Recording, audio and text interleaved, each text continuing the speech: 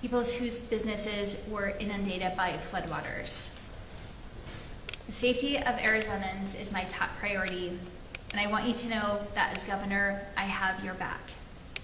We are unleashing the full force of state government to support the people of Gila County. My state of emergency declaration directs critical state resources to support ongoing search and rescue operations, as well as cleanup and recovery. I've also authorized the deployment of the Arizona National Guard to support efforts in Gila County as necessary. In addition, my office has been in touch with the San Carlos Apache tribe, and we're prepared to provide support to communities on the reservation through the State Mutual Aid Compact.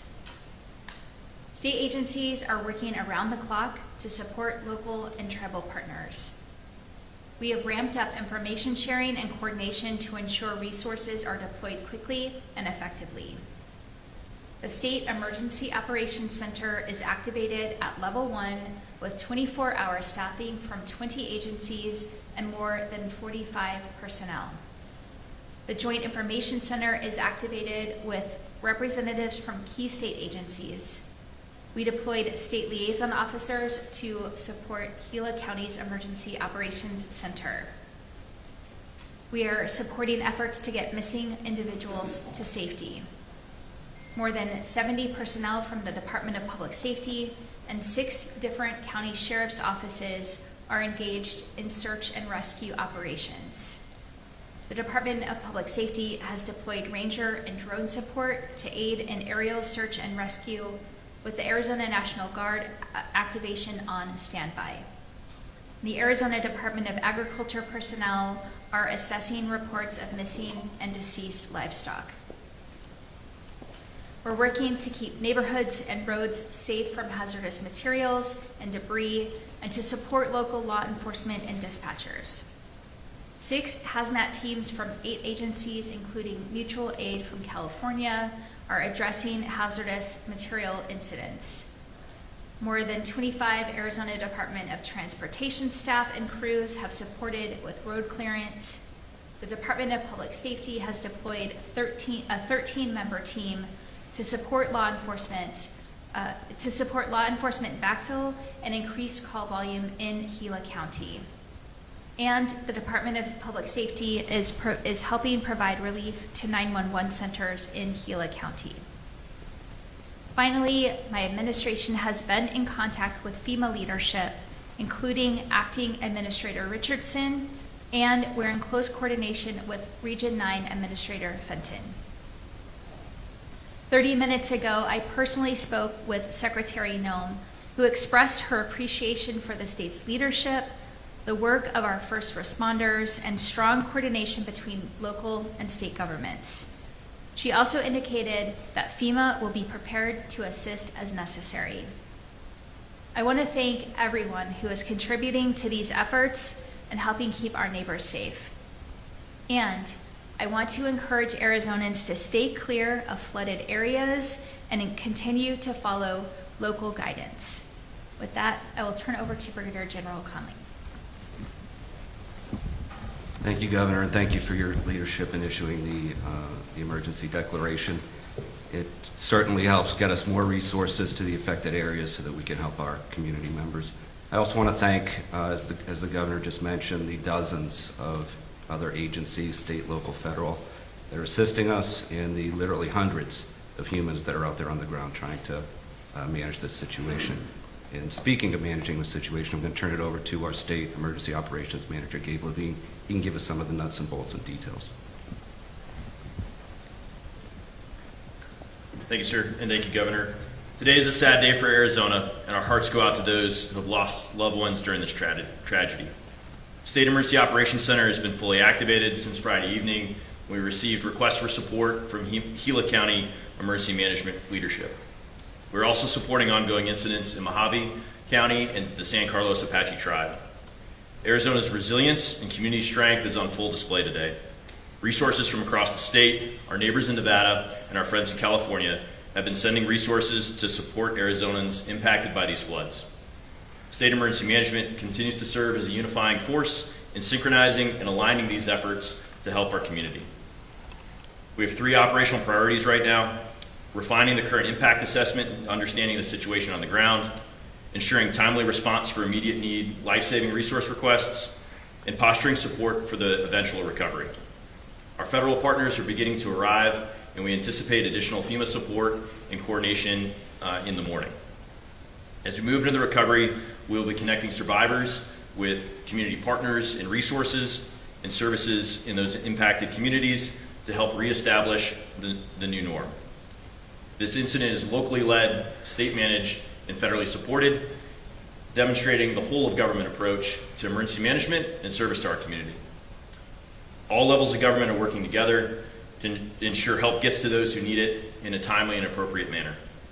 It is an honor to serve alongside our agency partners and first responders working tirelessly to help our communities and those in need. Thank you. We're going to have some time for questions.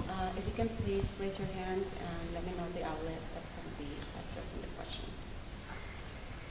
ABC 15? Sure, yeah, it's ABC 15. Just wondering if you all have a tally at this point or a rough estimate of how many people are missing and how many may be already be dead.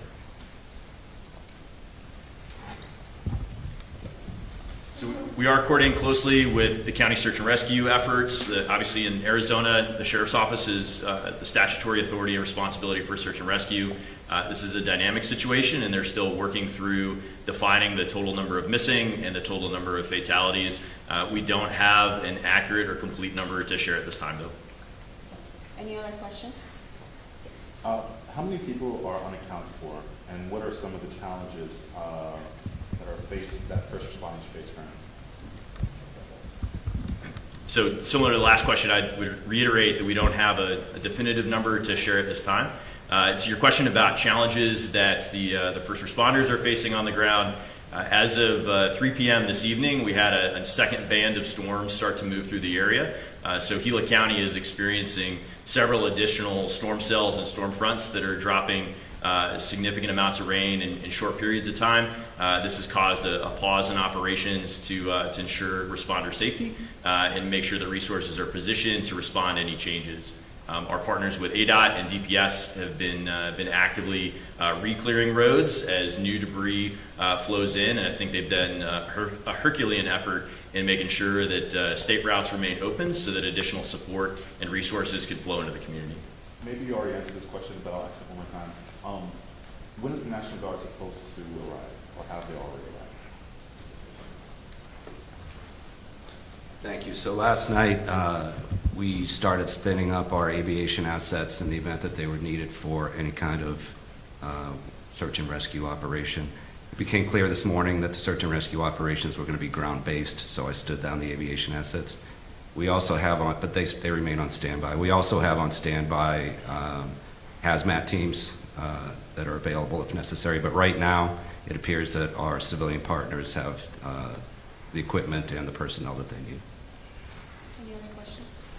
Yes. I'm not sure if I understood. Is there a current death total for Gila? Right now, we don't have a current death total. We're still waiting on the county to provide that. Any other question? Yes. Just one more. I know that you speak to all these different agencies that are involved, whether it's ADOT or the local sheriff's department, DPS. For those of us that may not see what goes into it on the back end, just how does that coordination happen when you have so many different people involved and lending their own help? So I think that when we talk about how Arizona responds to emergencies, in the West, it's very much so neighbors helping neighbors. And when we talk about mutual aid, that's the functional systems that allow sharing of resources between jurisdictions. Specifically for this incident, the town of Globe has stood up an incident command post, and they have an incident management team that is comprised of representatives and professionals from across the region, and they manage the tactical operations on the ground and the resource requests for the town. Those requests flow up to the county's Emergency Operations Center, ran by Gila County Emergency Management and led by their director, Carl Medford. They compile those requests, push information out to those that need it, and when the county is overwhelmed or needs additional support, they escalate that support request to the state, which is what we're doing here at the State Emergency Operations Center. By having all of those representative partners in the room, we're able to solve the complex problems, sort through what the actual needs are, and then source those requests based off accurate information and the technical expertise that the state brings to bear. Any other questions? Yeah. AZ family, how can others help out? So I think right now, most immediately, the typical messaging to the public about stay out of flooded roadways, turn around, don't drown, ensuring that we don't have any additional escalation in the incident or additional people that end up in harm's way. In the coming days, there will be volunteer reception centers set up. There will be donation management centers set up to help facilitate the flow of community aid. In the meantime, directing monetary donations towards well-established charities that exist in the region is the preferred method of giving if folks are interested in doing that, so that those donations will eventually flow into the impacted communities. We would discourage sending material support until those needs are specifically defined and donation management points are set up. Any other questions? Okay. Thank you, everyone.